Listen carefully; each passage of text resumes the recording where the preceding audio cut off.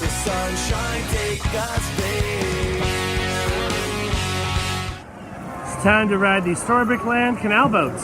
Let's go. Yeah, right here. It's kind of perfect for pop because it's going to break already.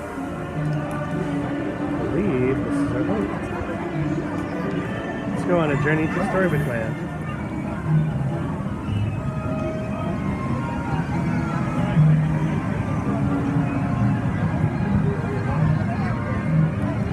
Hello everyone and welcome to our journey to Storybookland. My name is Lauren and I'll be your captain and storyteller today on the Alice. Now we ask that you please remain seated, keeping your hands, arms, feet and legs inside the boat at all times. And to please supervise your children or the childish ones so our story doesn't take any unexpected turns. And with that, away we go. Now as you all know, all stories have their once upon a time. Some begin with a little bit of pixie dust or just by falling down a rabbit hole. Some find the money is to be magical or even a little bit terrified. Though it looks like we were just swallowed by Monster the Whale, we're really being transported into a magical place called Storybookland.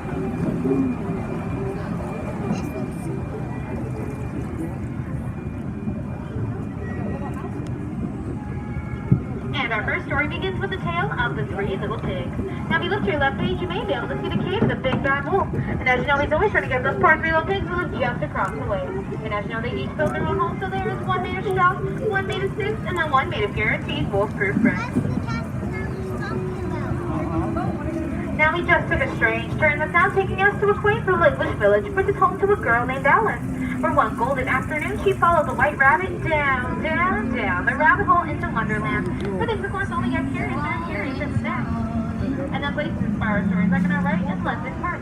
Peter Pan and Tinkerbell flew over this very park, as did the darling children, Wendy, John, and Michael, off to Never Neverland, where they, of course, never ever had to grow up.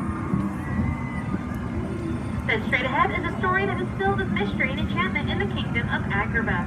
A street rat named Aladdin met Princess Jasmine here in the marketplace. And though the two came from separate worlds, they fell in love. And with the help of a mighty, all-powerful genie, they were married, and they now live in the Sultan's palace on top of the hill. And as some of you may know, love always blooms just like in the flowers around us. These are the very same archways that Aladdin and Jasmine flew sideways and under on their magic carpet ride to a whole new world.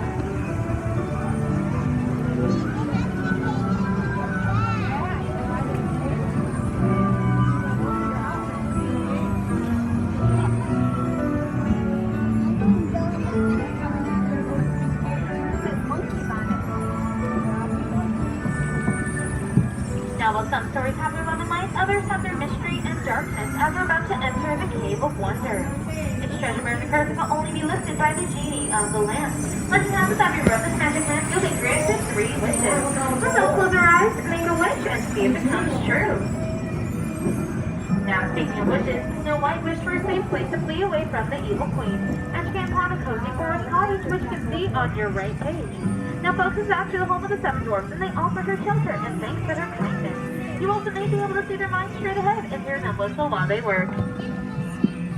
Now, Cinderella, on the other hand, wished to go to the ball, but her evil stepmother wouldn't allow it, and was then left behind in that Clear Chateau, which you can see on your left page. Thankfully, though, her fairy godmother granted her wish, and she was able to attend the ball after all. But unfortunately, she didn't leave the ball by midnight, and because of that, her carriage turned back into a pumpkin, which is still on the bridge to this very day. Now, magic may have its limits, but thankfully love does not, and Cinderella and her Prince Charming are now married, and they live in that very same castle on top of the hill.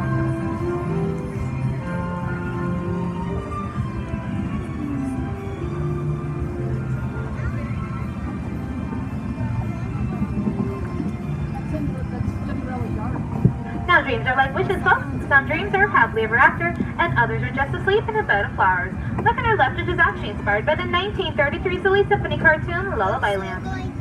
And also, folks, you may have noticed some of our plants here never ever grow up, and that's thanks to our friend Tinkerbell and her enchanting pixie magic.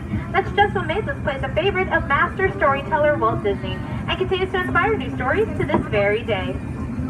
Stories like that of Winds and Willows and Lily, Ratty, and Mr. Toad, whose stately manners coming up on our left page. Oh, but I am sorry to say, folks, it does appear to be that J. Thaddeus Toad is not home right now. But you know what? He's probably off in his motor car again, going off to nowhere in particular. Either that or his car just got towed. And then behind that, folks, is the one we've all been waiting for in the kingdom of Arendelle. Queen Elsa fled to her icy palace on top of the fjord, but her sister Anna wouldn't let her go. Now it's true love that saved them both and shows a family could withstand the harshest of winter storms.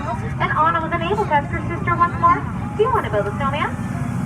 Then straight ahead is the Alpine village, which is home to wood carver named Geppetto, and he wished for his puppet to become a real boy. And after Pinocchio saved him from Monstro the whale, he was then turned into a real boy thanks to the magic of the blue fairy. And Geppetto's wish is like that of a little mermaid named Ariel, and her wish was to follow Prince Eric to his castle, which we'll be seeing on our right page. Now, folks, is actually the very same beach where Ariel stood first steps on land and became a part of our world. And Ariel, we all know, had her once upon a time in the underwater kingdom of Atlantica, which you can see on our left page here. As you know, she lived here with her father, King Triton, and her sisters, and explored the sea with her best friend Flounder, looking for dinglehoppers. And as we all know, they all lived happily ever after. Now, folks, as we close our storybook and approach dock, we ask that you please remain seated, keeping your arms, hands, and fingers inside the boat at all times. And on my count of 3, we'll all stand together so we don't go under the sea. On behalf of all of us here at Storybookland, we thank you for joining us today and hope you enjoy the rest of your stay here at the happiest place on earth.